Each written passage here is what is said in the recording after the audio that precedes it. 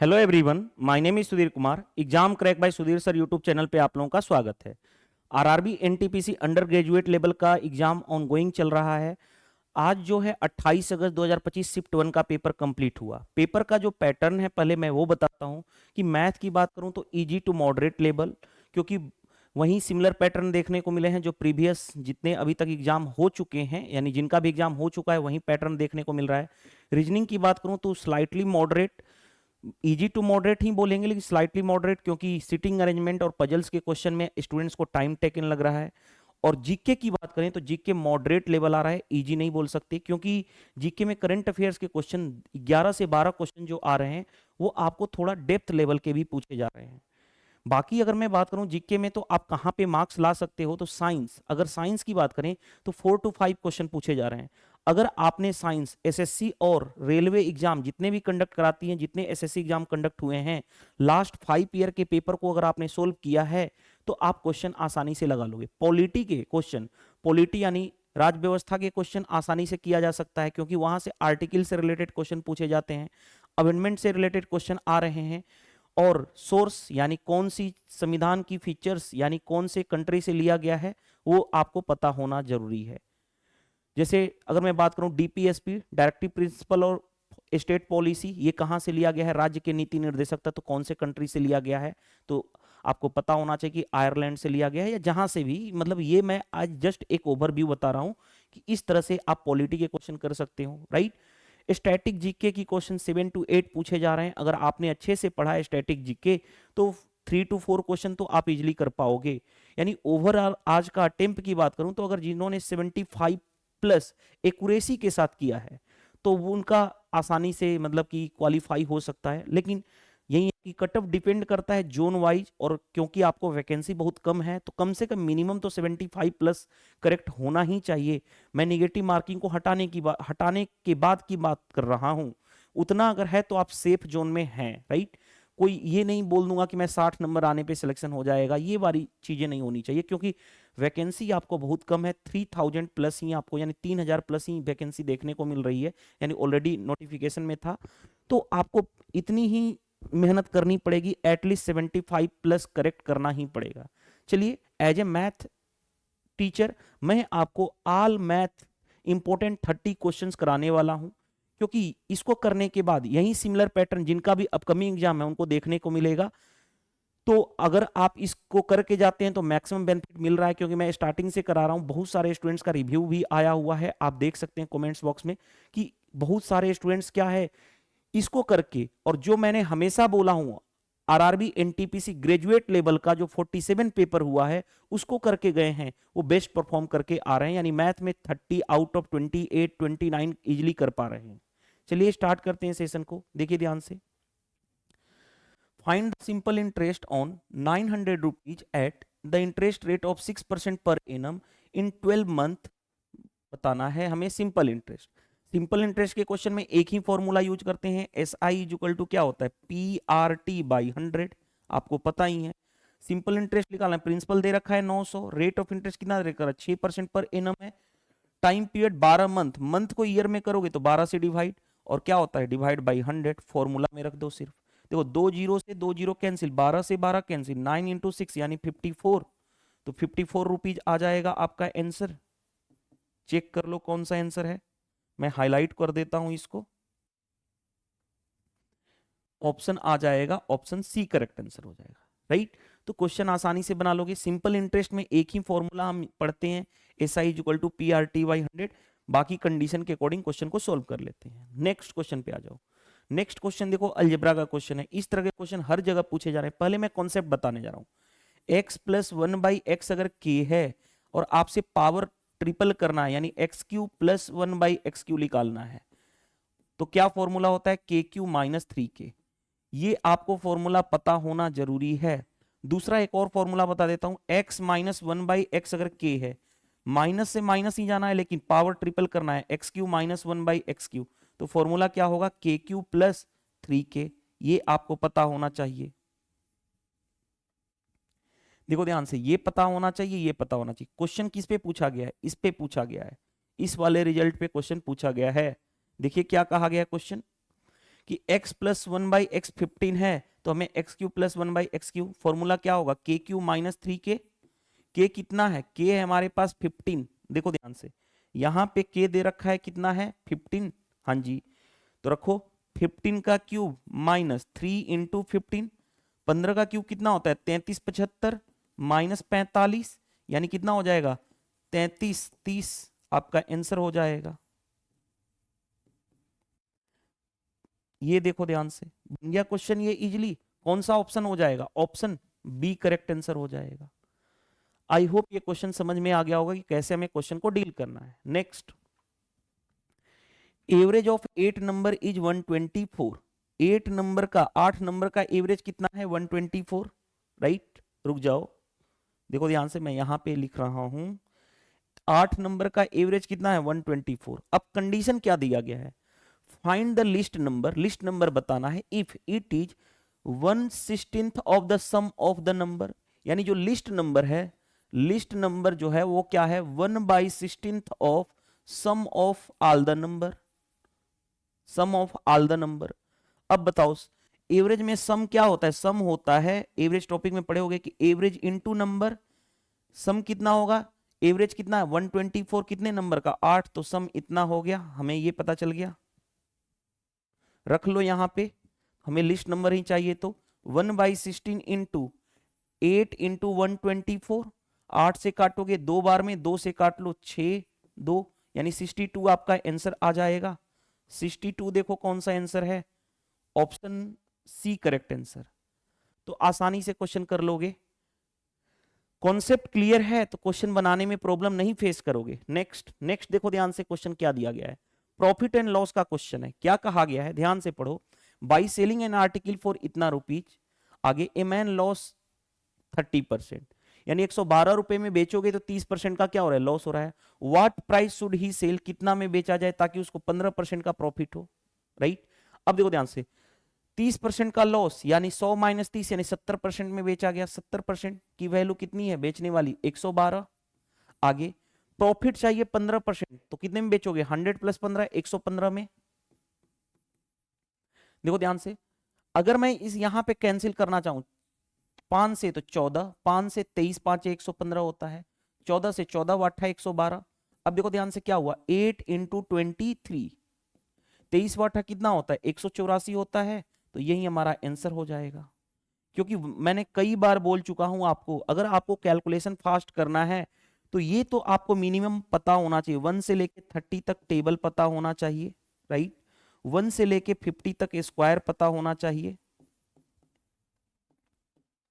1 से लेकर के 200 तक प्राइम नंबर की लिस्ट फिंगर टिप्स पे होनी चाहिए, ये आपको फिंगर टिप्स पे होना ही चाहिए, मिनिमम है ये। बाकी तो आपको पता होना चाहिए, स्क्वायर निकालने आना चाहिए, क्यूब निकालने आना चाहिए, स्क्वायर रूट निकालने आना चाहिए, क्यूब रूट निकालने आना चाहिए, ये सारी चीजें आपको फिंगर टिप्स पे होना चाहिए, राइट। चलिए नेक्स्ट क्वेश्चन पे आते हैं। नेक्स्ट क्वेश्चन देखिए ध्यान से क्या दिया गया है, find the area of regular hexagon whose side is इतना। देखो रेगुलर हेक्सागन के बारे में मैं बता देता हूं, रेगुलर हेक्सागन की बात करूं तो इसके एरिया का फॉर्मूला क्या होता है, एरिया क्या फॉर्मूला क्या होता है, इक्विलेटरल ट्रायंगल जानते हो, समबाहु त्रिभुज, हाँ, तो समबाहु त्रिभुज इक्विलेटरल ट्रायंगल का एरिया क्या होता है √3/4 इंटू साइड का स्क्वायर, साइड मान लेता हूं ए तो ए स्क्वायर, और रेगुलर हेक्सागन में कितने इक्विलेटरल ट्रायंगल बनते हैं 6, तो 6 से मल्टीप्लाई, तो यही होता है इक्विलेटरल सॉरी रेगुलर हेक्सागन का एरिया क्या होता है 6 टाइम्स ऑफ इक्विलेटरल ट्रायंगल का एरिया, ये होता है। अगर ये पता है क्वेश्चन बना लोगे, कैसे देखो ध्यान से, यहाँ पे देखो 6 इंटू √3/4 इंटू साइड, साइड कितना दे रखा है 16√2, तो क्या करूंगा 16 का स्क्वायर 256, √2 का स्क्वायर 2, बस यही रहा, इसी को सोल्व करना है। देखो ध्यान से, अब कैसे मैं करने जा रहा हूं, देखो ध्यान से, 2 से काटोगे 2 बार में, 2 से काट लिया ये 3 बार में, यानी कितना हो गया 256 इंटू 3 इंटू √3। अब देखो मल्टीप्लाई कर लो, 6 लिए 18, 5 दिए 15, 1 16, 3 दूनी 6 एक साथ 768√3 आपका आंसर आ जाएगा। चेक कर लो कौन सा आंसर आ रहा है। तो आंसर आएगा हमारा ऑप्शन डी करेक्ट आंसर बन गया। तो रेगुलर हेक्सागन से भी रिलेटेड क्वेश्चन पूछे जाते हैं, रेगुलर पॉलीगन से रिलेटेड क्वेश्चन पूछे जा रहे हैं, राइट। नेक्स्ट देखो ध्यान से, ये मेंसुरेशन का क्वेश्चन दिया गया है क्या? हाँ, मेंसुरेशन का ही क्वेश्चन है। क्या कहा गया है? राइट एंगल ट्रेंगल है, राइट ट्रेंगल है यानी समकोण त्रिभुज है जिसकी 3 साइड दे रखी है 56, 42 और 70। बताओ राइट एंगल ट्रेंगल होगी तो सबसे बड़ी साइड हाइपोटेनस 90 के सामने वाला हाइपोटेनस ये कितना है 70। बाकी दोनों साइड कोई भी ले लो, इसको 56 ले लो, इसको 42 ले लेता हूं। आगे बढ़ते हैं। Is rotated about side 56 to form a cone. याद करो मैंने बताया था जिसके एलोंग, याद रखना इन दोनों में, ये दोनों साइड में हाइपोटेनस को छोड़ करके इन दोनों साइड में जिस साइड के एलोंग रोटेट करेंगे वो बन जाएगा क्या? हाइट। तो हाइट कितना हो जाएगा कोन का? कोन का हाइट होगा 56। देखो मेंसुरेशन टॉपिक मैंने अच्छे से करा रखा हूं, 3 पार्ट में मैंने वीडियो बनाया था, मेंसुरेशन पार्ट 1, पार्ट 2, पार्ट 3। उसको जिन्होंने देखा होगा वो आसानी से समझ पा रहे होंगे मैंने क्या बोला हूं कि इन दोनों में जिस साइड के एलोंग हम रोटेट करेंगे वो बन जाएगा हाइट ऑफ द कोन। जो बच गया दूसरा साइड वो क्या बनेगा? रेडियस। रेडियस कितना हो जाएगा इस केस में? 42, क्योंकि हमें इसके एलोंग रोटेट करके कोन बनाना था। आगे बढ़ते हैं। Total surface area of the cone so form. Total surface area cone का क्या होता है आपको पता है? टोटल सरफेस एरिया कोन का होता है, ये होता है pi R into R plus L, ये होता है। अब देखो ध्यान से कैसे डील करोगे। तो देखो ध्यान से, सबसे पहले पाई की वैल्यू क्या रखना पड़ेगा हमें? 22/7 ले ले या पाई ही ऑप्शन में है पाई। रेडियस कितना है? रेडियस कितना है? 42 इंटू रेडियस हो गया 42। स्लांट हाइट कौन सा होता है? देखो ध्यान से, स्लांट हाइट कोन में एक रिलेशन होता है, ये होता है रेडियस, ये होता है हाइट और ये होता है स्लांट हाइट। तो स्लांट हाइट कितना है? 70। रेडियस कितना हो गया? 42 और हाइट कितना हो गया? 56। हाँ जी। तो देखो ध्यान से 42 प्लस ये क्या है? 70, यानी कितना हो जाएगा? 42 पाई इंटू ये देखो ध्यान से 110 प्लस 2 112। अब मल्टीप्लाई करने में यूनिट डिजिट का कॉन्सेप्ट देखो ध्यान से, 2 दूनी 4, यूनिट डिजिट 4 पाई आना चाहिए, लास्ट का डिजिट 4 पाई एक ही ऑप्शन में है, तो हमारा आंसर हो जाएगा। क्यों हम अपना पूरा टाइम बर्बाद करेंगे? टाइम नहीं बर्बाद करने वाले हम, आंसर आसानी से पहुंच जाएंगे, राइट। नेक्स्ट में देखो ध्यान से, नेक्स्ट क्वेश्चन क्या दे रखा है? Average of first 12 natural number बताना है। देखो ध्यान से, 2 तरह से कर सकते हो क्वेश्चन। पहला कॉन्सेप्ट मेथड से आ जाओ। कॉन्सेप्ट मेथड से क्या है? देखो ध्यान से, पहली बात फर्स्ट 12 नेचुरल नंबर स्टार्ट कहां से होता है? 1 से। तो 1 2 3 4 कहां तक जाओगे? 11 एंड 12 तक, क्योंकि नेचुरल नंबर स्टार्ट होता है 1 से। फर्स्ट 12 नंबर यानी 1 से लेके 12 तक। अब बताओ ये क्या एपी सीरीज है? हाँ जी। क्यों एपी सीरीज है? क्योंकि प्रत्येक 2 नंबर लो, उसमें गैप कितने का चल रहा है? 1 1 1, यानी डिफरेंस अगर सेम है तो एपी सीरीज होगा। एपी सीरीज में एवरेज क्या होता है? फर्स्ट प्लस लास्ट बाई 2, ये तो आपको पता है। अगर ये पता है फिर क्वेश्चन बना लोगे। देखो ध्यान से, फर्स्ट क्या है? फर्स्ट नंबर है हमारे पास 1, लास्ट नंबर क्या है? 12। इसको हाईलाइट कर देता हूं मैं, फर्स्ट नंबर 1, लास्ट नंबर 12।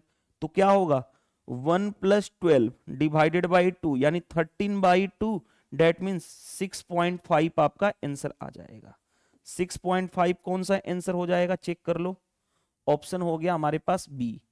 एक या तो एक ये कॉन्सेप्ट से कर लो, नहीं तो एक रिजल्ट मैं बता रहा हूं, average of first N natural number का एवरेज जो होता है वो होता है n+1/2। ये रिजल्ट पता है तो भी आप कर सकते हो। जैसे देखो ध्यान से, क्वेश्चन में क्या कहा गया? एवरेज ऑफ फर्स्ट, यहां पे n के जगह पे क्या है? 12, तो रख लो यहां पे 12 + 1/2 यानी कितना हो जाएगा? 13/2, डेट मीन 6.5। तो आप चाहो तो फॉर्मूला मेथड से कर सकते हो, नहीं तो चाहो तो कॉन्सेप्ट, एवरेज के कॉन्सेप्ट से कर सकते हो। आंसर पे तो इफेक्ट नहीं आने वाला है, राइट। आप कोई भी मेथड फॉलो करो, वो मेथड होना चाहिए जो एग्जाम ओरिएंटेड हो, एग्जाम में कम टाइम में क्वेश्चन सोल्व हो। और एक्चुअल में वो हर जगह अप्लाई हो, क्योंकि देखो tricks is applied for some particular question but concept and logical concept is applied for all the question. तो वो अप्रोच आपको रखना है जो हर क्वेश्चन में अप्लाई हो, कम टाइम में अप्लाई हो, राइट। नेक्स्ट देखो भाई, ये क्वेश्चन क्या कहा गया है, पार्टनरशिप का क्वेश्चन है। क्या दिया गया है, या बोल सकते हो रेशियो एंड प्रपोर्शन का। एक्स वाई जेड इन्वेस्टमेंट, इस रेशियो में इन्वेस्टमेंट है उनका 45, 37, 71। If they earn total profit इतना at the end of the year, then what is the difference between share of Y and Z. देखो ध्यान से, X Y Z दे रखा है, एक्स वाई जेड का रेशियो दे रखा है इन्वेस्टमेंट का 45:37 कितना 71, यही दे रखा है। अब थोड़ा सा देखो ध्यान से, थोड़ा सा देखो, difference between Y and Z निकालना है ना, कोई दिक्कत नहीं है। देखो ध्यान से, सबसे पहले वाई और जेड का डिफरेंस कितना होगा, तो भाई कितना हो जाएगा 24, या मैं डायरेक्टली आंसर तक पहुंच जाऊं, क्वेश्चन को सोल्व कर लो। ये इन्वेस्टमेंट का रेशियो है, टाइम पीरियड सभी के लिए एक साल की बात बोली गई। जब टाइम पीरियड सेम हो तो इन्वेस्टमेंट का ही रेशियो किसका हो जाता है, प्रॉफिट का रेशियो हो जाता है। आप पार्टनरशिप टॉपिक पढ़े होंगे, तो यही रेशियो जो बन जाएगा ये किसका बन जाएगा, प्रॉफिट का रेशियो बन जाएगा। अब बताओ टोटल पहले ऐड करो, 4 3 7 7 14 140, 7 5 12 1 13, 140 और 13 कितना हो गया 153। 153 यूनिट की वैल्यू क्वेश्चन में कितना है 2790, राइट 2790 है। आगे बढ़ते हैं, हमें निकालना है कितना y और z का डिफरेंस, इन दोनों के बीच का डिफरेंस 71 माइनस 37। अगर ये 40 होता तो 31 होता, देखो ध्यान से, ये 40 होता तो 31 होता, 3 और ज्यादा 31 3 34, बस 2 किससे कैंसिल करोगे 17 से, 17 से काटो, 17 नावा 153, 17 दूनी 34, 9 से काट लो इसको, नतली 27, इतना 31 का डबल कितना हो गया 62, यानी 620 आपका आंसर आ जाएगा। तो कॉन्सेप्ट की क्लियरिटी है, क्वेश्चन बन जाएगा। तो बेसिक्स ऑफ पार्टनरशिप का क्वेश्चन था ये। नेक्स्ट क्वेश्चन पे आते हैं। नेक्स्ट क्वेश्चन देखो ध्यान से, हमारे पास क्या दे रखा है क्वेश्चन, देखो क्या कहा गया, टाइम एंड वर्क का क्वेश्चन है। A can do a certain work at the same time B and C together can do, okay. If A and B together in 7 days, C alone 9 days, then B alone क्या होगा। देखो question कितना मजेदार है, क्या कहा गया है पहले उसको देखो ध्यान से। पहला स्टेटमेंट तो हम बाद में करेंगे, पहले देखो ध्यान से, ए और बी दोनों एक साथ मिलकर के, ए और बी दोनों एक साथ मिलकर के कितने काम कर रहे हैं 7 days में। आगे सी अकेला उसी काम को कितने दिन में कर रहा है 9 days में, कोई दिक्कत नहीं। 7 और 9, पहले टोटल वर्क निकालो, टोटल वर्क कितना होगा, टोटल वर्क इन दोनों का एलसीएम कुछ भी कॉमन नहीं है तो मल्टीप्लाई 63, तो ये कितना 7 से डिवाइड करोगे 9, ये 9 से डिवाइड करोगे 7, यानी हमें ये पता चल गया, देखो ध्यान से, हमें ये पता चल गया तीनों की मिला के इफिशियंसी, तीनों की मिला के इफिशियंसी 9 और 7 16 हो गया। ये दोनों की इफिशियंसी तीनों की मिला दें। अब कंडीशन देखो ध्यान से, पहला कंडीशन पे आते हैं, बड़ा अच्छा क्वेश्चन लगा मुझे। कंडीशन क्या है, कंडीशन ये है, ध्यान से देखो कंडीशन क्या है, ए अकेला उस काम को उतने ही टाइम में कर रहा है जितना बी और सी, यानी देखो ध्यान से, ए और बी और सी ये रहा, टाइम दोनों का सेम लग रहा है, टाइम का रेशियो कितना हो गया 1:1, तो इफिशियंसी का रेशियो टाइम के रेशियो का उल्टा, इसका उल्टा भी करेंगे तो इफिशियंसी का रेशियो 1:1 आ गया। अब देखो ध्यान से, थोड़ा सा कॉमन सेंस लगाओ, यहां पे तीनों मिला करके इन तीनों को ऐड करें तो ए प्लस बी प्लस सी मिला के इफिशियंसी कितनी है 2, इफिशियंसी है 2, यहां पे इफिशियंसी तीनों की मिला के कितनी है 16, यहां पे 2 है यहां पे 16 है, क्या ये पॉसिबल है, नहीं। तो हमें सेम बनाना है, सेम बनाना है तो क्या करूं 8 से मल्टीप्लाई कर दूं, 8 से मल्टीप्लाई कर दूं, यहां पे तो 16 हो जाएगा, यहां पे 16 16, यहां पे क्या कर दूं 1 से मल्टीप्लाई कर दूं तो 1 ही रह जाएगा। अब देखो ध्यान से, 8 से मल्टीप्लाई करूंगा तो यहां पे क्या हो जाएगा 8 और यहां पे भी क्या हो जाएगा 8। अब देखो ध्यान से, अब हमारा दोनों साइड बैलेंस हो गया, दोनों का मिलाकर के 16, यहां पे भी तीनों का मिला के 16। अब देखो हमारे पास ये मिल गया, देखो ए की इफिशियंसी मिल गई 8, कोई प्रॉब्लम यहां तक नहीं। ए की इफिशियंसी मिल गई 8, देखो ध्यान से, ए की इफिशियंसी मिल गई 8, दोनों की मिला के इफिशियंसी है कितनी, दोनों की मिला के इफिशियंसी है 9, ए की इफिशियंसी 1, सॉरी ए की इफिशियंसी 8 है ना, ए की इफिशियंसी है 8, दोनों की मिला के इफिशियंसी 9, तो बी की इफिशियंसी कितनी होगी, 1 ही तो होगी, बी की इफिशियंसी 1 ही तो होगी। और हमें क्वेश्चन में क्या कहा गया कि बी अकेले उस काम को कितने दिन में करेगा, तो बी का टाइम बताना है। टोटल वर्क है कितना, टोटल वर्क है 63, टोटल वर्क है कितना, तो टोटल वर्क है 63, और बी की इफिशियंसी हमें पता चल गया, जिससे काम करवाना है, डिवाइड कर दोगे तो 63 आपका आ जाएगा, यानी 63 डेज लगेंगे अगर बी अकेला उस काम को कंप्लीट करे तो। यही आपका आंसर हो जाएगा। तो देखो कौन सा आंसर हो गया। तो ये थोड़ा सा इफिशियंसी वेस्ट क्वेश्चन किस तरह से हम डील करते हैं।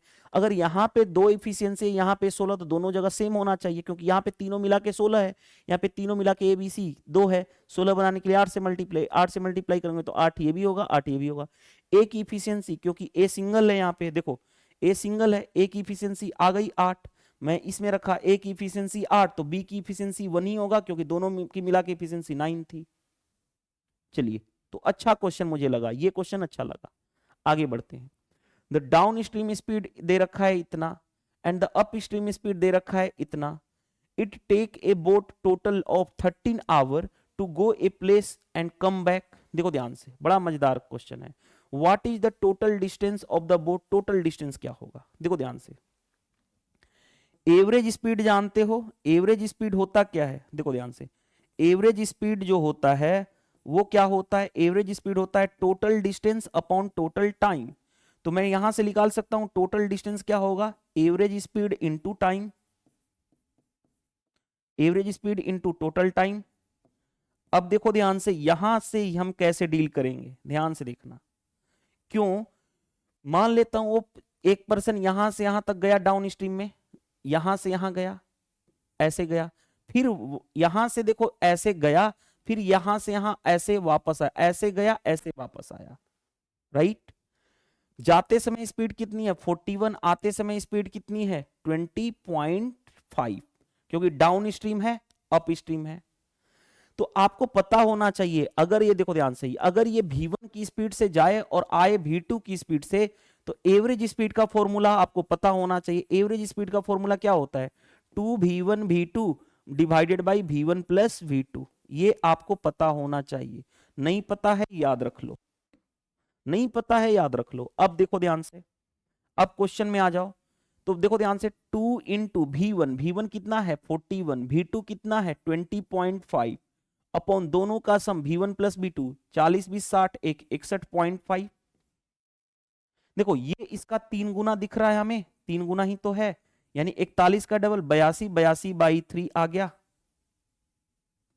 हमें मिल गया एवरेज स्पीड मिल गया। अब देखो ध्यान से, यहां पे रखने जा रहा हूं, एवरेज स्पीड मिल गया कितना 82 बाई 3। टाइम कितना लगा है भाई, टाइम लगा है 13 घंटे टोटल टाइम आने और जाने का मिला के। तो यही आपका आंसर हो जाएगा। यूनिट डिजिट देखो, मल्टीप्लाई कर लो, 13 दूनी 26, कैरी हो गया कितना 2, 13 8 104, 104 और 2 106 बाई 3, यानी 1066 बाई 3, 1066 बाई 3। कौन सा आंसर आ गया। तो कॉन्सेप्ट अगर क्लियर है तो क्वेश्चन बनाने में प्रॉब्लम नहीं फेस करोगे। कॉन्सेप्ट की क्लियरिटी होना जरूरी है, ये कॉन्सेप्ट आपको पता होना चाहिए, नहीं ये फॉर्मूला बेसिक सा है, टाइम स्पीड एंड डिस्टेंस का पता होना चाहिए। चलिए move to the next question. Next question में देखो ध्यान से, what will be the difference in population in 3 year ago and 2 year ago of a town whose current population दे रखा है, अभी का population is increasing at the rate of 25% every year. कितना आसानी से कर लोगे, देखो ध्यान से कैसे। 25% होता कितना है 1/4, इंक्रीज मतलब प्लस, यानी मल्टीप्लाइंग फैक्टर 4 से 1 बढ़ेगा 5/4।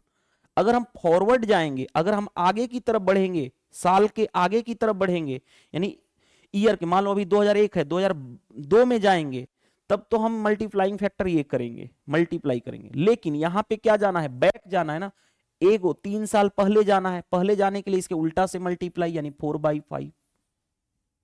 ये आपको पता होना चाहिए। अब जैसे देखो ध्यान से, पहले बताओ तो अभी करंट पॉपुलेशन कितनी है 1,60,000 है, हाँ जी। आगे 2 साल पहले कितनी होगी, मल्टीप्लाइंग फैक्टर इतना, यानी 4/5, इस पे पावर 2, 2 साल पहले ये रहा। अभी करंट पॉपुलेशन है 1,60,000, हाँ जी 1,60,000। आगे 1,60,000। ओके, मल्टीप्लाइंग फैक्टर 4/5, 3 साल पहले क्या रहा इतना, और यही दोनों के बीच का डिफरेंस, 2 साल और 3 साल के बीच का डिफरेंस चाहिए। डिफरेंस हमेशा बड़े में से छोटा, बड़े में से छोटा माइनस कर दिए। अब 1,60,000, 1,60,000 तो हमने कॉमन निकाल लिया। 4/5 का स्क्वायर यहां भी है, यहां भी है, कॉमन निकाल लो। यानी 4 का स्क्वायर 16, 5 का स्क्वायर 25। यहां पे क्या बचा, यहां पे बचेगा सिर्फ 1 और यहां पे बचेगा -4/5। यानी देखो ध्यान से, 16 पे 1,60,000 है, इंटू 16/25 इंटू ये कितना हो जाएगा 1/5। हाँ जी, अब देखो थोड़ा सा कॉमन सेंस लगाओगे क्वेश्चन बन जाएगा। 25 इंटू 5 125, 125 वाटा कितना होता है 1000। 16 का स्क्वायर 256, 0 इंटू 8 मल्टीप्लाई कर लो, 0 8 छके 48, 25 वाटा 200, 200 प्लस 4 यानी 204। ये हमारा आंसर आ जाएगा। देखो मल्टीप्लाई करने में भी कोई प्रॉब्लम नहीं हो रही है, कैसे मैं मल्टीप्लाई कर रहा हूं ये पता चल गया आपको। तो कौन सा आंसर हो जाएगा देख लो, ऑप्शन बी करेक्ट आंसर हो जाएगा। तो इस तरह से पॉपुलेशन से रिलेटेड क्वेश्चन तो फॉरवर्ड में बहुत देखे होंगे, बैकवर्ड में कैसे क्वेश्चन को करना है वो समझ में आ गया होगा, राइट। नेक्स्ट क्वेश्चन आपकी स्क्रीन पे दिया गया है भाई, थर्ड प्रपोर्शन के बारे में गिवन है। देखो पहले मैं कॉन्सेप्ट बता देता हूं, दो नंबर अगर ए और बी गिवन है तो थर्ड प्रपोर्शन जो होता है वो क्या होता है, b² a, राइट। ये आपको पता होना चाहिए, मैं सारा ही बता देता हूं। देखो ध्यान से, दो नंबर गिवन है ए और बी, अगर आपसे बोले मीन प्रपोर्शन तो ये क्या होता है √ab। दूसरा ये भी पता होना चाहिए। चलो जब आ गया ही है लगे हाथ तो मैं ये भी बता रहा हूं, अगर तीन नंबर गिवन है ए बी सी, अगर आपसे बोले फर्स्ट प्रपोर्शन क्या होगा तो फर्स्ट प्रपोर्शन क्या होगा, तो क्या करोगे a इंटू बी बाई सी कर लोगे। अगर आपसे बोला जाए इसी केस में फोर्थ प्रपोर्शन क्या होगा तो b इंटू सी बाई ए कर लोगे। ये तीन नंबर गिवन दे के पूछ सकता है ये। तो मैंने प्रपोर्शन से रिलेटेड जितनी भी चीजें हो सकती है, mean proportion, third proportion, first proportion और फोर्थ प्रपोर्शन मैंने बता दिया। मीन प्रपोर्शन के लिए दो नंबर गिवन होगा, दो नंबर दिया गया होगा। थर्ड प्रपोर्शन के लिए दो नंबर गिवन होगा यानी दिया गया होगा। लेकिन फर्स्ट और फोर्थ प्रपोर्शन के लिए 3 नंबर गिवन होगा ए बी सी। तो अब क्वेश्चन कुछ भी पूछे इसमें हम बना लेंगे क्योंकि हमने हर तरह से क्वेश्चन को डील कर लिए। अब बात करते हैं, देखो ध्यान से, C is the third proportion of इतना एंड इतना। सी क्या है थर्ड प्रपोर्शन, सी जो है थर्ड प्रपोर्शन है। थर्ड प्रपोर्शन होता क्या है b²/a, उस केस में b ही है तो b²/a, a कितना है 57। यानी हमारा मेन जो था हमने लिख दिया थर्ड प्रपोर्शन के बारे में, ये हमने लिख दिया ना, हमारा मेन टारगेट आ गया। अब आगे बढ़ते हैं, b क्या है, b is the sum of first 3 even natural number. b जो है first 3 even natural number. Even natural number कहां से स्टार्ट होता है 2 से, तो पहला 2, दूसरा 4, तीसरा 6, यही फर्स्ट 3 हो गया। यानी b की वैल्यू कितनी हो गई 10, 2 12 हो गया। यानी b की वैल्यू हमने निकाल दिया 12 है। अब आगे क्वेश्चन में क्या कहा गया है, find the value of c round off to 2 decimal place. c का वैल्यू बताना है, यहां पे रख लो c इज इक्वल टू क्या करोगे 12 इंटू 12 बाई 57। 3 से कैंसिल होगा, 3 से 4 बार में, 3 से 19 3 57, 12 चौक कितना हो गया 48, 48 बाई 19, 19 दूनी 38, राइट। 19 दूनी 38, 10 बचा, 19 पांचे 95 यानी 2.5 समथिंग, 2.5 समथिंग एक ही ऑप्शन में है। तो हम पूरा क्यों सोल्व करना शुरू करें, हम पूरा सोल्व नहीं करेंगे, यहीं से आप आंसर तक ला सकते हो, राइट। तो ऑप्शन को भी हिंट में देखते हुए जाना है। जब भी आप एग्जाम में, जिनका भी एग्जाम अपकमिंग एग्जाम है होने वाला है, उनको ये जरूर करके जाना है कि भाई कैसे में क्वेश्चन को आंसर तक पहुंचना है, वो भी राइट एक्यूरेसी के साथ। ऐसा नहीं कि पूरा कैलकुलेट करते जा रहे हैं, भाई देख के पता चल रहा है 2 पॉइंट समथिंग एक ही ऑप्शन में है, 19 दूनी 38 यानी 2.5 एक ही ऑप्शन में है, राइट। नेक्स्ट में देखो ध्यान से, ये प्रॉफिट लॉस एंड डिस्काउंट का क्वेश्चन है, डिस्काउंट का क्वेश्चन है। After allowing a discount of 76%, the value of selling fan is इतना हो जा रहा है। If no discount is allow then profit हो रहा है इतना। Find the cost price of the selling fan. देखो ध्यान से, क्वेश्चन कैसे डील करोगे, बन जाएगा कैसे, देखो ध्यान से कैसे। भाई डिस्काउंट दे रहे हो 76%, तो बेचोगे कितने में 100 माइनस 76 यानी 24%। 24% की वैल्यू क्वेश्चन में देखो ध्यान से कितना है 333330। 100% की वैल्यू निकाल दूं तो ये मार्क प्राइस आ जाएगा, हाँ जी, क्योंकि डिस्काउंट किस पे दे जाता है, मार्क प्राइस पे। अब आगे बढ़ते हैं, अब कैसे करोगे, 3 से काटूं, कैसे काटूं, 3 से काट लो या 6 से काट लूं, 6 चौके 24, 6 से 6 पांचे 30, 6 पांचे 30, 6 पांचे 30, यही रहा ना, 6 पांचे 30, 6 पांचे 30, 6 पांचे 30, ये कितना बार में, 25 बार में। यानी देखो मार्क प्राइस कितना आ गया, मार्क प्राइस आ गया 555 इंटू 25, ये मार्क प्राइस आ गया। अब थोड़ा सा देखो ध्यान से, ये मार्क प्राइस आ गया। अब क्वेश्चन में क्या कहा गया है कि अगर हम डिस्काउंट नहीं दें, अगर डिस्काउंट नहीं दोगे तो जितना एमआरपी लिखा हुआ है वही सेलिंग प्राइस होगा, यही मार्क प्राइस क्या बन जाएगा, सेलिंग प्राइस बन जाएगा। क्यों, क्योंकि हम डिस्काउंट नहीं दे रहे हैं। जब हम डिस्काउंट नहीं देंगे तो मार्क प्राइस ही क्या बन जाएगा, सेलिंग प्राइस बन जाएगा, कोई दिक्कत नहीं है। अब क्या कहा गया है, हमें कॉस्ट प्राइस चाहिए, गेन हो रहा है 50%। 50% का मतलब कितना होता है, 50% होता है 1/2, गेन मतलब प्लस। कॉस्ट प्राइस सीपी उसका 2 से बढ़ेगा, एक 3/2, और उसकी वैल्यू सेलिंग प्राइस है कितनी, 555 इंटू 25। 3 से काटोगे 5, ये कैंसिल हो जाएगा, 18 3 54, 3 5 15, यानी सीपी कितना हो जाएगा 185 इंटू 25 इंटू 2 यानी 50, मल्टीप्लाई कर लो, 0 50 25 18 5 90 2 92, यानी कॉस्ट प्राइस कितना आ जाएगा, देख लो। हम आसानी से क्वेश्चन डील कर लिए। तो अगर आपके कॉन्सेप्ट की क्लियरिटी है तो क्वेश्चन बनाने में नहीं प्रॉब्लम फेस करोगे, कॉन्सेप्ट की क्लियरिटी होना सबसे ज्यादा जरूरी है। नेक्स्ट, ये भी देखो मार्क प्राइस से रिलेटेड क्वेश्चन है, क्या कहा गया ध्यान से देखते हैं। The mark price of a bed is इतना, while which is 31% above the cost price. Okay, profit percent दे रखा है 9%, देन डिस्काउंट परसेंट बताना है क्या होगा, कैसे डील करोगे, देखो ध्यान से। लेट सपोज अगर मैं कॉस्ट प्राइस अगर 100 करूं तो मार्क प्राइस कितना है, 31% ज्यादा, यानी 31 ज्यादा, यानी मार्क प्राइस कितना हो गया 131। आगे प्रॉफिट हो रहा है 9%, प्रॉफिट किस पे होता है, कॉस्ट प्राइस पे, 100 पे 9%, 9 का प्रॉफिट, यानी सेलिंग प्राइस कितना हो गया 109। अब देखो ध्यान से, हमारे पास दो चीजें पता चली, मार्क प्राइस है इतना, सेलिंग प्राइस है इतना, यानी मार्क प्राइस है 131, बेच रहे हैं कितने में 109 में, कितने का डिस्काउंट दोगे, डिस्काउंट 131 माइनस 109, देखो ध्यान से, 11 माइनस 9 यानी 2, ये बचा कितना 12, 12 में से 10 जाएगा 22, अरे 22 9 31 होता है, यानी 22 का डिस्काउंट दिया गया, यानी हमें डिस्काउंट कितना का दिया गया 22 का, 22 का डिस्काउंट दिया गया। डिस्काउंट किस पे दिया जाता है, मार्क प्राइस पे, 131, परसेंटेज में करना है 100 से मल्टीप्लाई, राइट। तो ये आ जाएगा। अब देखो ध्यान से, भाग दे सकते हो, हाँ जी दे सकते हो, लेकिन दूसरा एक और चीज देखो कैसे करोगे। पहले इसका बात बताओ, इसका 10% कितना होगा, 10% होगा 13.1, 10% हुआ, मेरे अकॉर्डिंग 20%, रुको देखो ध्यान से, अगर आंसर तक पहुंचना है तो x का 20% निकालोगे, 10% इतना, राइट हैंड साइड से 20% 2 से मल्टीप्लाई, यानी कितना हो जाएगा 26.2।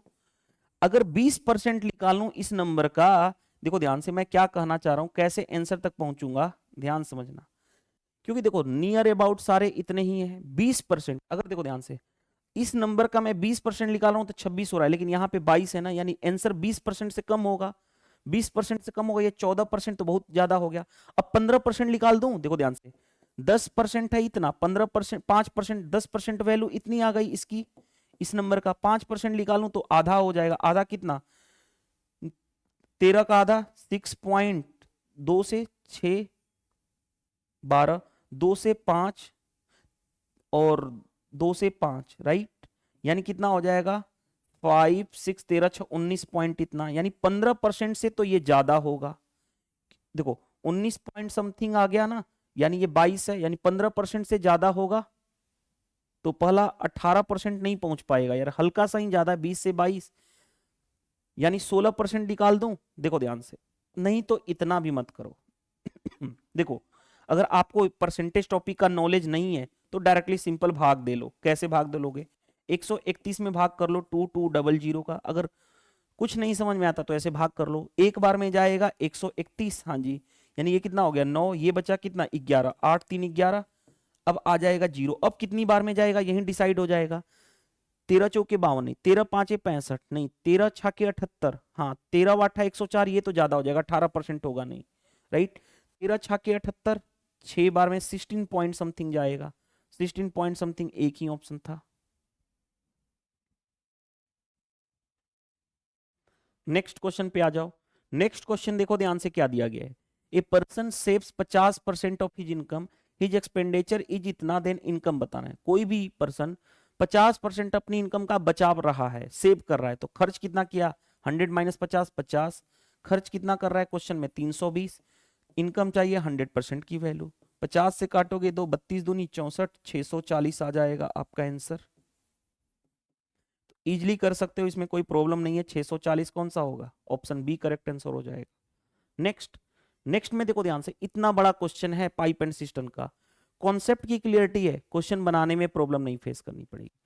To pipe can fill a system, दो पाइप जो है एक टंकी को भरते हैं इंडिविजुअली 35 मिनट एंड 15 मिनट में। देखो ध्यान से, मैं ब्रेक करके समझा रहा हूं। पाइप ए जो है 35 मिनट में भर रहा है, पाइप बी जो है कितने 15 मिनट में भर रहा है, कोई दिक्कत नहीं। There is a pipe located at the bottom of the cistern to empty it, यानी जो टंकी है उसके बॉटम पे एक क्या है हमारे पास, पाइप है, जो उस टंकी को क्या कर रहा है, खाली कर रहा है। आगे, if all 3 pipe are open simultaneously, तीनों पाइप को एक साथ ओपन किया जाए, then empty cistern get filled in 6 minute, तो जो खाली टंकी थी वो 6 मिनट में भर जाएगी, यही कहा गया है। आगे बढ़ते हैं। How long will the pipe at the bottom of the cistern to take empty completely filled cistern if no other pipe is open together, यानी जो केवल बॉटम में जो पानी निकालने वाला पाइप है वही ओपन कर दिया जाए और बाकी सब कुछ किसी को ओपन ना रखा जाए, तो जो भरी हुई टंकी है वो कितनी देर में खाली हो जाएगी, यही बात बताना है। तो सबसे पहले देखो ध्यान से, इन दोनों का एलसीएम लें। इन दोनों का एलसीएम कितना होगा, टोटल वर्क, यानी यहाँ पे टोटल कैपेसिटी। तो देखो ध्यान से, 35 तिया 105, 15 7 105, यानी 105 हो गया दोनों का एलसीएम।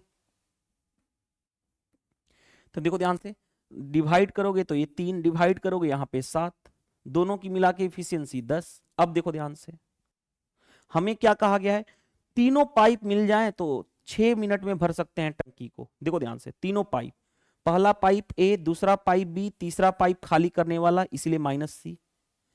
एक इफिशियंसी आपको ये पता है ना, क्या पता है, efficiency into time is equal to क्या होता है, टोटल वर्क, ये पता है। अगर इसी कॉन्सेप्ट पे हम यूज कर रहे हैं, इसी कॉन्सेप्ट पे हम यूज कर रहे हैं, ए की इफिशियंसी ए, बी की इतना, तीनों मिलकर के टंकी को कितने 6 मिनट में भर रहे हैं, इफिशियंसी इनटू टाइम, क्वेश्चन में दिया गया था 6, और टोटल कैपेसिटी है कितना, टोटल वर्क 105।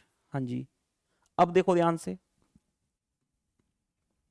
ए प्लस बी की इफिशियंसी दोनों की मिला के 10, 10 माइनस सी जो पाइप तीसरा है होल वाला वो इतना, 3 से काटोगे 2, 3 से काटोगे 35, यानी कितना हो रहा 35/2, राइट। तो सी कितना हो जाएगा, 10 माइनस 35/2, इधर हो जाएगा सी, यानी कितना हो गया 2, 20 माइनस कितना हो गया 35, एलसीएम लेके सोल्व कर रहे हैं, 20 minus 35 is equal to C, यानी -15/2 is equal to C. Negative क्यों आ रहा है, क्योंकि सी जो है खाली करने वाला पाइप है, इसीलिए उसकी वैल्यू निगेटिव आई। अब हमें क्या चाहिए, जो खाली करने वाला पाइप है उसका इफिशियंसी पता चल गया, तो टाइम निकल जाएगा, क्योंकि इसी के द्वारा बताना था टाइम। टाइम क्या होगा, टोटल कैपेसिटी, टंकी की टोटल कैपेसिटी 105 अपॉन इफिशियंसी से उसके डिवाइड कर दोगे, यानी 15/2 से डिवाइड कर दो, 15/2, 2 ऊपर चला जाएगा, 5 से 15 7 105, 7 × 2 यानी 14 मिनट में। यानी जो टंकी जो है पाइप बॉटम पे जो लगा है वो खाली करना चाहे तो टंकी को 14 मिनट में खाली कर दे, अकेले काम करे तो। आई होप ये क्वेश्चन समझ में आ गया होगा, बड़ा क्वेश्चन है बट उतना ही सिंपल मैंने सॉल्यूशन कराया हूं आपको, राइट। Conceptual learning. नेक्स्ट, इस तरह के क्वेश्चन आपके पूछे जाते हैं, यानी सिंप्लीफिकेशन बेस्ड क्वेश्चन। क्या कहा गया, 12 पे पावर इतना इज इक्वल टू एक्स, इतना इज इक्वल टू वाई। हमें जो कंडीशन दे रखा है उस पे हमें फोकस करना है, ये वाला कंडीशन याद करो।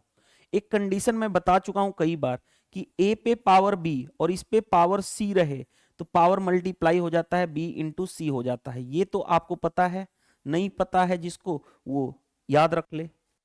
अब जैसे देखो ध्यान से इस क्वेश्चन में हम इसी कंडीशन पे आते हैं, x पे पावर z, x कितना है इतना, इस पे पावर z करेंगे तो ये z पावर मल्टीप्लाई हो जाएगा, यानी 12 पे पावर 0.36 इंटू जेड, आगे इज इक्वल टू y पे, y क्या है, y ये है, y कितना है इतना, इस पे पावर 12 पे पावर 4, यानी यहां पे 4 मल्टीप्लाई हो जाएगा 0.64 इंटू 4। अब थोड़ा सा देखो ध्यान से, बेस सेम है दोनों का, हाँ जी, तो पावर इक्वेट कर दें, पावर कौन सा, ये वाला इक्वेट हो जाएगा, ये वाला इसके बराबर होगा। तो देखो ध्यान से 0.36 into Z is equal to 0.64 into 4। Decimal के बाद 2 डिजिट है, डेसिमल को 2 डिजिट, डेसिमल हट जाएगा, हाँ जी। अब देखो ध्यान से 4 से काटोगे 9 बार में, 4 से 16 चौके 64, राइट। तो जेड की वैल्यू कितनी आ गई, जेड की वैल्यू 16 चौके 64/9, 64/9 आ गया। तो देखो ध्यान से 9 7 63, 9 इकाई 9 इतना, यानी 7.11 अप्रोक्सीमेट आंसर आ जाएगा। बन गया क्वेश्चन ये भी आसानी से। नेक्स्ट देखो भाई, ये नेक्स्ट नंबर सिस्टम का क्वेश्चन है, या बोल सकते हो इसको एलसीएम एचसीएफ का क्वेश्चन, लेकिन अच्छा क्वेश्चन है। कैसे, व्हेन इतना इतना इतना divides the greatest number x, then remainder each case y, तो रिमाइंडर प्रत्येक केस में y आ रहा है, find the value of 3x minus 4y क्या होगा। देखो 1063, दूसरा क्या है हमारे पास 2815, तीसरा क्या है हमारे पास 3451। कहा गया कि इन तीनों नंबर को डिवाइड करो एक बड़े से बड़े नंबर से जिसमें प्रत्येक केस में रिमाइंडर y बच रहा है। तो ऐसे केस में हम क्या करते हैं, प्रत्येक केस में रिमाइंडर सेम बचे, उस केस में क्या करते हैं, इनका इसका डिफरेंस, इसका डिफरेंस और इसका डिफरेंस का हम लेते हैं एचसीएफ। तो पहले डिफरेंस लिखो, देखो ध्यान से, इसका डिफरेंस कितना होगा, 5 में से 3 जाएगा 2, 11 में से 6 जाएगा 5, ये बचा 27, 27 में से 10 जाएगा 17। अब इन दोनों का डिफरेंस कितना होगा, 11 में से 5 जाएगा 6, 4 में से 1 जाएगा 3, राइट, और ये कितना बचा 34, 28 6 34। अब इन दोनों का डिफरेंस लो, इन दोनों का डिफरेंस, 11 में से 3 जाएगा 8, ये बचा कितना 4, 8 6 14, राइट, यही रहा। अब ये कितना बचा 33, 33 में से 20 जाएगा 23 हो गया। अब देखो ध्यान से, इन तीनों का हमें लेना पड़ेगा क्या, एचसीएफ, यही कॉन्सेप्ट होता है। क्या होता है, बड़े से बड़ा नंबर से डिवाइड करो, प्रत्येक केस में रिमाइंडर सेम बचे, प्रत्येक केस में रिमाइंडर सेम बचे, तो हम क्या लेते हैं, डिफरेंस तीनों का, 2 का डिफरेंस यहाँ पे फाइनल और लास्ट का डिफरेंस, और उसका लेते हैं एचसीएफ। अब एचसीएफ निकालने कैसे भी निकाल लो, एचसीएफ हाईएस्ट कॉमन फैक्टर दे, देखो ध्यान से, लास्ट का 2 डिजिट, लास्ट का 2 डिजिट, लास्ट का 2 डिजिट, 4 से डिवाइड हो रहा है तो एचसीएफ में 4 होगा। आगे 3 हो रहा है क्या, 3 से डिवाइड, 5 2 7 7 14 1 15, 3 से डिवाइड हो रहा है, ये भी 3 से डिवाइड हो रहा है, ये 8 8 16 2 18, 3 से ये भी डिवाइड हो रहा है, तो यानी 4 और 3 से दोनों डिवाइड हो रहे हैं, यानी 12 तो होगा, यानी 12 का मल्टीप्लाई कर लेता हूं, तो 12 इकाई 12 55, 12 चौक 48, 12 छक्के 72, 12 से 12 इसमें से छीन रहा हूं, 12 5 60, 12 3 36, आगे 12 इसमें कैंसिल कर रहा हूं, तो 12 इकाई 12, यानी 118, 12 9 108, फिर 12 9, रुको 1 मिनट, ये 12 से कैंसिल हो रहा है ना, हाँ जी, तो 12 इकाई 12 से 12 छीन लिया, तो 12 इकाई 12, यानी कितना हो गया 118, 12 9 108, राइट, यानी 0 1, फिर 112 9 108।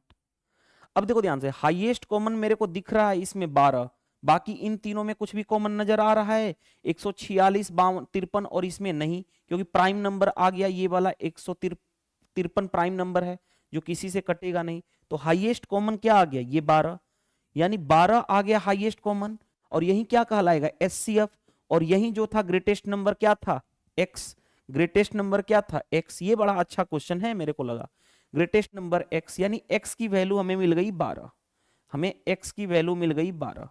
अब देखो ध्यान से, x की वैल्यू तो 12 मिल गई, हमें y की वैल्यू निकालनी है। कहा गया था इस नंबर में, इस ग्रेटेस्ट नंबर से भाग देने पर रिमाइंडर इच केस क्या बचना चाहिए, y, यानी किसी एक में भाग दे लोगे तो रिमाइंडर y बचेगा। तो 12 का भाग किसी एक में कर लो, इसमें कर लेता हूं, 1063 में जो रिमाइंडर आएगा वो y हो जाएगा। 12 नवा 108, नहीं 12 वाटे 96, राइट, यानी कितना हो जाएगा 103, 12 वाटे 96, 12 नवा 108, नहीं 12 वाटे 96, यानी कितना हो जाएगा 7 6 13। रिमाइंडर कितना बच गया हमारे पास 7, यानी ये क्या आ गया y आ गया। हमें x भी पता है y भी पता है, हमें जो निकालना है 3x माइनस 14, रुको 3x माइनस 14y। तो देखो ध्यान से 3 इंटू एक्स की वैल्यू 12 माइनस 14 इंटू वाई की वैल्यू कितनी है 7 ना, यानी कितना हो गया माइनस, सॉरी माइनस बोल रहा हूं, 36 माइनस 98, 14 7 98, 8 में से 6 जाएगा 2, 6 यानी माइनस का 62 आ जाएगा आपका आंसर, यही हमारा आंसर हो जाएगा। तो ये अच्छा क्वेश्चन लगा मुझे, ये क्वेश्चन एचसीएफ एलसीएम पे बेस्ड नंबर सिस्टम का पार्ट है, लेकिन बहुत ही जबरदस्त क्वेश्चन पूछा गया है। नेक्स्ट भाई प्रॉपर्टी ज्योमेट्री का क्वेश्चन है, देखो क्या दिया गया है, ए कोड A B is drawn in a circle with centre O. भाई एक सर्किल मैं बनाने जा रहा हूं, ध्यान से देखिएगा, ये हमारे पास एक सर्किल है, इस सर्किल का कोड ए बी है, इस तरह से मैंने कोड ए बी बना लिया, कोड ए बी है, जिस सर्किल का सेंटर क्या है, सेंटर है ओ, राइट। आगे बढ़ते हैं, रेडियस दे रखा है 6 centimetre, the shortest distance between centre and code is इतना, सेंटर से और कोड से शॉर्टेस्ट डिस्टेंस यही होगा, ये कितना दे रखा है 4.5। रेडियस, रेडियस ये वाला होगा, सेंटर से सरकमफ्रेंस को मिलाने वाली लाइन रेडियस, रेडियस कितना है क्वेश्चन में 6। और आपको एक प्रॉपर्टी पता है, जैसे ही आप सेंटर से कोड पे डालते हो परपेंडिकुलर हो जाता है, उसको 2 बराबर भागों में बांट देता है, यानी जितना डिस्टेंस यहां से यहां तक उतना ही डिस्टेंस यहां से यहां तक। आगे बढ़ते हैं, हमें लेंथ ऑफ कोड ए बी का लेंथ चाहिए। अब देखो ध्यान से, इस वाले ट्रेंगल में आओ, कौन से वाले ट्रेंगल में, इस वाले ट्रेंगल में,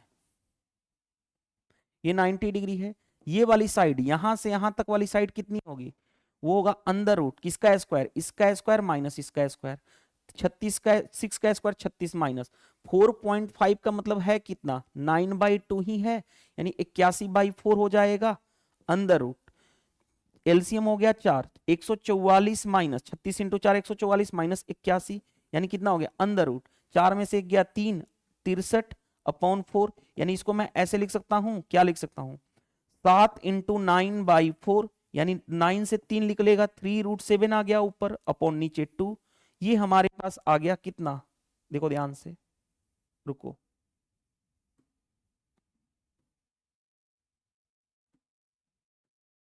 देखो ये आ गया, ये कितना आया, ये वाला लेंथ आ गया, तो ए बी कितना होगा, ए बी कितना होगा, ये जितना होगा उतना ही ये भी होगा, यानी डबल कर दो ए बी का लेंथ, इसका ये जितना है उतना ही है, तो ए बी कितना हो गया डबल हो गया इसके, हाँ जी, तो 2 इंटू 3√7/2, 2 से 2 कैंसिल, यानी कितना हो गया 3√7 आपका आंसर आ जाएगा, यानी फाइनली ए बी की लेंथ आ गई 3√7। तो अगर आपके कॉन्सेप्ट क्लियर हैं, कॉन्सेप्ट की क्लियरिटी है, तो क्वेश्चन बनाने में नहीं प्रॉब्लम फेस करोगे। Move to the next, height and distance का क्वेश्चन है, कैसे डील करोगे। The angle of elevation of a top of a hill from a point on the ground is 60 degree.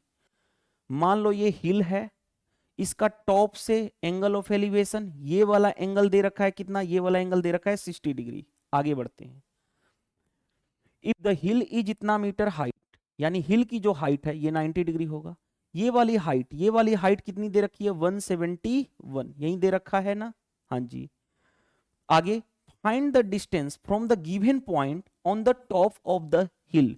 देखो ध्यान से, ये जो गिवन पॉइंट ये है और उसका टॉप, हिल हिल यानी इसका टॉप, ये जो हिल था इसका टॉप, ये वाला डिस्टेंस, यानी देखो मैं हरा कलर कर रहा हूं, जो रेड कलर कर दे रहा हूं, ये गिवन पॉइंट, ये टॉप ऑफ द हिल, ये वाला डिस्टेंस हमें चाहिए, जो रेड में कलर कर रहा हूं, ये वाला डिस्टेंस चाहिए, समझ में आया, ये वाला। तो ये कैसे निकालोगे, देखो कैसे निकालोगे कितना आसानी से, ये हो गया 90, ये हो गया 60 30 हो जाएगा, क्योंकि तीनों एंगल का सम होता है 180, 60 के सामने होता है √3, 30 के सामने होता है 1 और 90 के सामने होता है 2। ये आप पढ़े होंगे हाइट एंड डिस्टेंस में, जिस भी टीचर से पढ़े होंगे उन्होंने बताया होगा ये। अब बात करते हैं, हमें √3 की वैल्यू दे रखी है, हमें 2 यूनिट की वैल्यू बतानी है। तो √3 की वैल्यू दे रखी है 171, हमें कितना 2 यूनिट की वैल्यू बतानी है, आंसर आ जाएगा। लेकिन देखो ध्यान से, थोड़ा सा कॉमन सेंस लगाओ। कॉमन सेंस क्या लगाओगे? नीचे √3 तो है नहीं किसी ऑप्शन में, तो √3 से ऊपर और √3 से नीचे मल्टीप्लाई कर देता हूं तो कोई इफेक्ट पड़ेगा नहीं।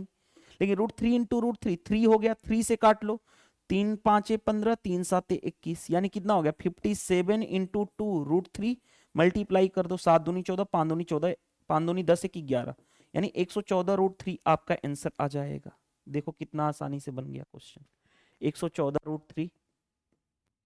तो अगर आपके कॉन्सेप्ट क्लियर हैं तो क्वेश्चन बनाने में प्रॉब्लम नहीं आएगी। ये हाइट एंड डिस्टेंस से रिलेटेड क्वेश्चन था। नेक्स्ट, भाई डायरेक्ट प्रोपोर्शन इनडायरेक्ट प्रोपोर्शन से क्वेश्चन पूछे जा रहे हैं। क्या दिया गया है? x is directly proportional to A square. x जो है डायरेक्टली प्रोपोर्शनल है किसके? ए स्क्वायर के। आगे बढ़ते हैं। And a is inversely proportional to y। a जो है, अच्छा, a जो है इनवर्सली प्रोपोर्शनल टू y, यानी इनवर्सली का मतलब 1/y के फॉर्म में इनवर्सली कहा गया है। तो देखो ध्यान से कैसे करोगे। आगे x है 39 तो y कितना है 20। अब x बताना है जब y क्या हो 2। देखो कैसे डील करोगे। मैं x डायरेक्टली प्रोपोर्शनल टू, ये 1/a के जगह पे क्या रखूंगा 1/y, तो 1/y² आ गया। ये आ गया कि नहीं आ गया? ये आ गया। और आपको पता है इनवर्सली प्रोपोर्शनल हो तो क्या होता है? इनवर्सली प्रोपोर्शनल में एक रिलेशन डायरेक्ट मैंने सिखाया हूं, क्या कि x1/x2 क्या होगा इनवर्सली में? उल्टा होगा। उल्टा क्या? y2/y1, यानी y2 का स्क्वायर बाई y1 का स्क्वायर, क्योंकि स्क्वायर के फॉर्मेट में था। तो ये हम डायरेक्टली बना सकते हैं, ये हम डायरेक्टली बना सकते हैं। अब देखो ध्यान से, पहले वाले केस में x1 कितना दे रखा है 39, दूसरे वाले केस में x2 निकालना है यानी x। आगे y2 कितना दे रखा है 2, बाद वाला 2 का स्क्वायर अपॉन y1 कितना है 20 का स्क्वायर। अब देखो ध्यान से, ये हो गया 39/x इक्वल टू, ऊपर हो गया 4/20 इंटू 20, 4 से ये 5 बार में, यानी x की वैल्यू कितनी हो जाएगी 39 इंटू 20 इंटू 500, यानी कितना हो जाएगा 3900 आ जाएगा आपका आंसर। डायरेक्ट हमने सिखाया है ये सारी चीजें करना, कैसे लिखा जाता है। इनवर्सली के केस में ये होता, लेकिन अगर डायरेक्टली प्रोपोर्शनल होता तो y1/y2 का होता, क्योंकि y स्क्वायर के फॉर्मेट में था, इसीलिए हमने इस फॉर्मेट में लिखा ताकि हम क्वेश्चन को आसानी से कर सके। ये सारी चीजें आपको लिखने आना चाहिए। नेक्स्ट देखो भाई, मेंसुरेशन का क्वेश्चन है। क्या कहा गया है? The side of a rectangular field are इतना एंड इतना metre long, area is equal to the area of circular field. देखो ध्यान से, रेक्टेंगल का एरिया क्या होगा? लंबाई इंटू चौड़ाई, यानी इतना, वो किसके बराबर है? Area of the circular field. Circle का एरिया क्या होता है? πr², right. अब आगे बढ़ते हैं। What is the circumference of the circular field? Circumference circle का क्या होता है? 2πr। पहले रेडियस तो निकाल लो। देखो ध्यान से कैसे, ध्यान से देखो, यहां से देखो 11 इंटू 14 इक्वल टू पाई की वैल्यू 22/7 इंटू रेडियस का स्क्वायर, राइट। या मैं ऐसे ही कर लूं, देखो ध्यान से, हाँ करना पड़ेगा। 11 इंटू 14 इक्वल टू पाई की वैल्यू 22/7 क्वेश्चन में भी दिया गया r²। कैसे करोगे? देखो ध्यान से, यहां पे लिख रहा हूं 11 से 2 बार में, 2 से काटोगे 7 बार में, r² इक्वल टू 7 इंटू 7 49 हो गया। तो r की वैल्यू कितनी आ गई? 7 आ गया। अगर r की वैल्यू 7 आ जाएगी तो सरकमफेरेंस 2 इंटू पाई की वैल्यू 22/7 इंटू रेडियस 7, यानी कितना हो जाएगा 44। आपका आंसर हो जाएगा 44। कौन सा हो गया? Option B correct answer. क्या हमें कोई प्रॉब्लम फेस करनी पड़ी? नहीं करनी पड़ी। नेक्स्ट देखो ध्यान से, ट्रेन से रिलेटेड क्वेश्चन है। हाँ ट्रेन से रिलेटेड है। क्या कहा जाए? ट्रेन ए जो है running at a speed of 32 kilometre per hour, okay, and takes 33 second to completely cross train B, जिसकी स्पीड है कितनी? बी की इतना, और किस डायरेक्शन में जा रहा है? अपोजिट डायरेक्शन में, यही कहा गया है। देखो ध्यान से भाई, एक ट्रेन ये ए है, दूसरा ट्रेन बी है, ट्रेन ए है, ट्रेन बी है, यही कहा गया है। कंडीशन भी दिया गया है, देखो क्या कंडीशन दिया गया है, the length of train B is 1.5 times the train length A की। अगर ट्रेन ए की लेंथ अगर x है तो ये कितना है 1.5x ट्रेन बी की लेंथ, यही है। दोनों एक दूसरे के अपोजिट डायरेक्शन में, ये इधर जा रहा है तो ये इधर आ रहा है, कोई दिक्कत नहीं है। दोनों की स्पीड दे रखी है, हाँ जी। टाइम कितना एक दूसरे क्रॉस करने में लग रहा है 33 सेकेंड। तो आपको पता है distance is equal to speed into time. Distance train की लेंथ x प्लस दूसरे ट्रेन की लेंथ इतना इज इक्वल टू स्पीड, दोनों अपोजिट डायरेक्शन में स्पीड ऐड होगा, यानी 32 प्लस दूसरे वाले केस की स्पीड 28 किलोमीटर पर आवर है, मीटर पर सेकंड बदलोगे 5/18 से मल्टीप्लाई, टाइम कितना लग रहा है 33 सेकेंड। भाई मीटर पर सेकंड बदलने के लिए किलोमीटर पर आवर को मीटर पर सेकंड बदलने के लिए 5/18 से मल्टीप्लाई करते हैं। अब ये देखो ध्यान से, ये कितना हो गया 1.5 प्लस 1 यानी 2.5, 2.5 का मतलब 5/2x इज इक्वल टू, यहां पे देखो ध्यान से 30 20 50 और 10 60 हो गया, 60 इंटू 5/18 इंटू 33। हाँ जी, देखो ध्यान से कैसे काटोगे, 5 से तो 5 कैंसिल हो गया, 6 से 10, 6 से 3, 3 से 11। अब x की वैल्यू कितनी होगी 11 इंटू 10 110 और इंटू ये 2 मल्टीप्लाई होगा, यानी x की वैल्यू कितनी हो जाएगी 220। यानी हमें ट्रेन की लेंथ मिल गई किसकी, ट्रेन ए की लेंथ मिल गई इसकी। अब क्वेश्चन में देखो ध्यान से क्या कहा गया, कंडीशन पे आ जाओ। Train B crosses a bridge completely in 54 second, what is the length of bridge. Case number 2 कहा गया है, जो ट्रेन बी है, ये जो ट्रेन बी जो है वो क्रॉस करेगी एक ब्रिज को, ब्रिज यानी पुल को, पुल को कितने सेकंड में, टाइम 54 सेकंड में। तो हमें बताना है, क्या बताना है भाई, train length of the bridge, इस ब्रिज का, ये जो ब्रिज यानी पुल है इसका लेंथ बताना है, लेंथ क्या होगा, लेंथ क्या होगा। तो देखो ध्यान से, पहले ट्रेन बी की लेंथ पता कर लें, ट्रेन ए की लेंथ इतनी है तो ट्रेन बी की लेंथ कितनी होगी 1.5x, 1.5 का मतलब 3/2। देखो ध्यान से, ट्रेन बी की लेंथ इतनी थी, इनटू कितना 220, यानी काटोगे तो 110 यानी 330 हो गया। इसकी लेंथ पता है 330, इसकी लेंथ मान लेता हूं l, तो वही formula distance is equal to speed into time. Distance में 330 plus L is equal to speed, speed में केवल ट्रेन बी की स्पीड, ये तो पुल तो फिक्स होता है, ट्रेन बी की स्पीड कितनी थी क्वेश्चन के अकॉर्डिंग 28 किलोमीटर पर आवर को मीटर पर सेकंड बदलोगे 5/18 से मल्टीप्लाई, टाइम कितना लग रहा है 54 सेकंड। देखो 18 तिया कितना हो गया 54, यानी कितना हो जाएगा देखो ध्यान से 330 plus L is equal to, भाई कैसे करोगे 28 5 कितना होता है 140, 140 14 तिया 42 यानी 420। तो एल की वैल्यू कितनी हो जाएगी 420 में से 330 करोगे तो कितना हो जाएगा 90 आएगा, यानी जो ब्रिज का लेंथ है वो कितना है 90 मीटर। कौन सा आंसर आ गया हमारा, चेक कर लो। कैलकुलेशन कैसे करना है, दो केस बना, दोनों केस को मैंने डील कर दिया, क्वेश्चन बन गया। तो इस तरह से ट्रेन के भी क्वेश्चन पूछे जा रहे हैं। नेक्स्ट, क्वाड्रेटिक इक्वेशन क्या कहा गया है, what is the value of के बताना है। क्वाड्रेटिक इक्वेशन एक इतना है, दूसरा क्वाड्रेटिक इक्वेशन इतना है, right.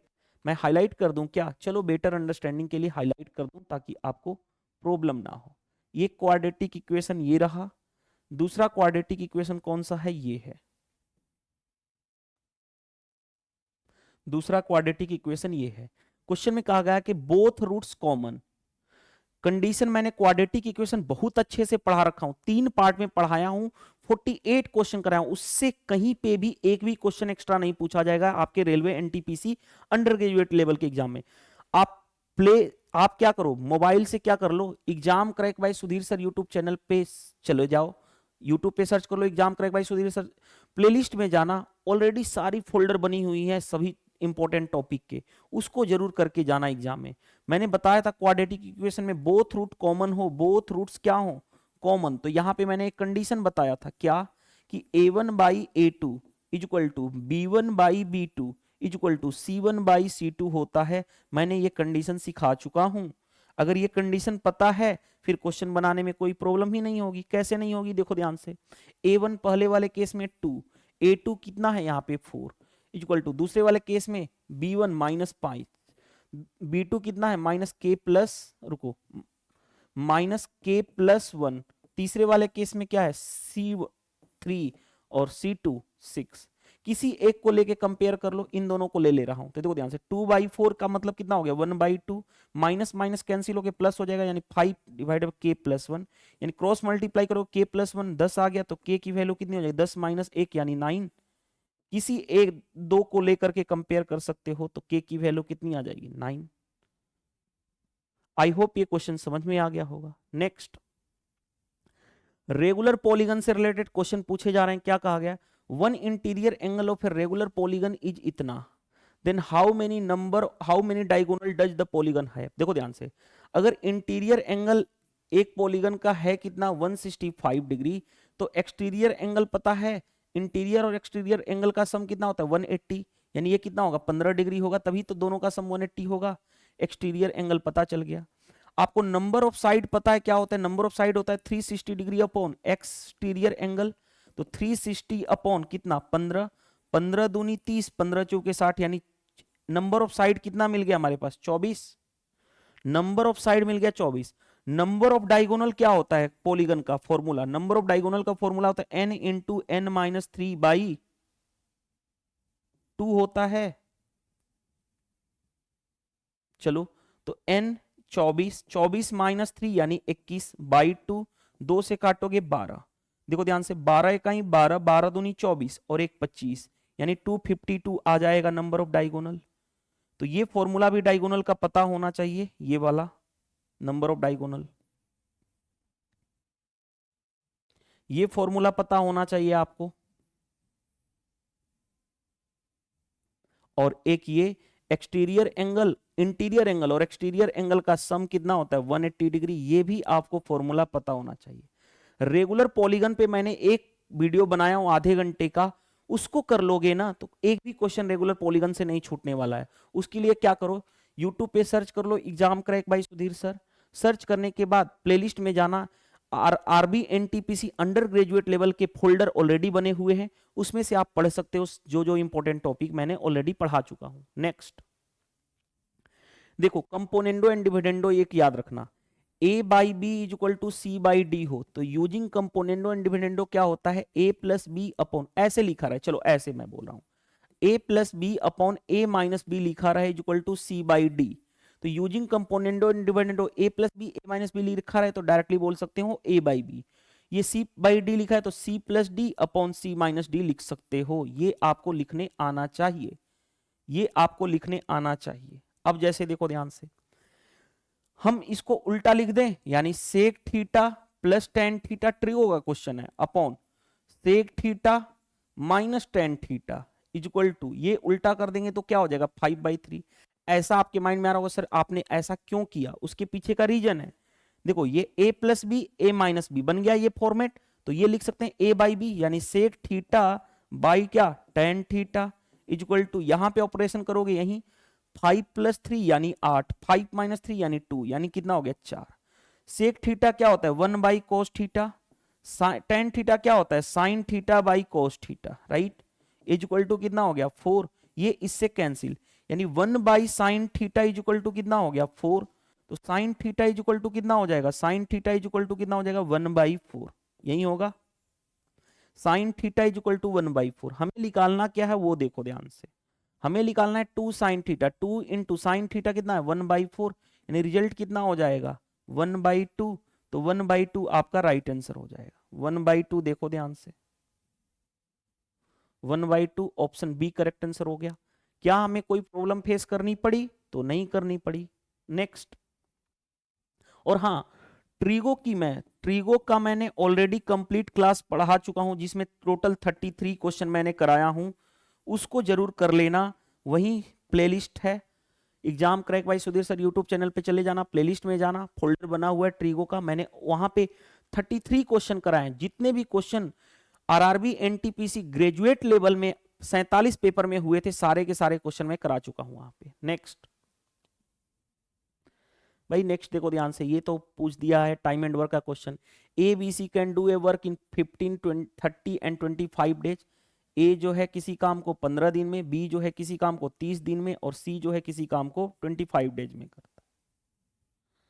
How many they complete the same work, ये पहले एलसीएम ले लो, कितना हो जाएगा एलसीएम 150, 15 से भाग करोगे 10, 30 से भाग करोगे 5, 25 से भाग करोगे 6, तीनों की मिला के एफिशिएंसी 10, 5, 15, 15, 6, 21 हो गया।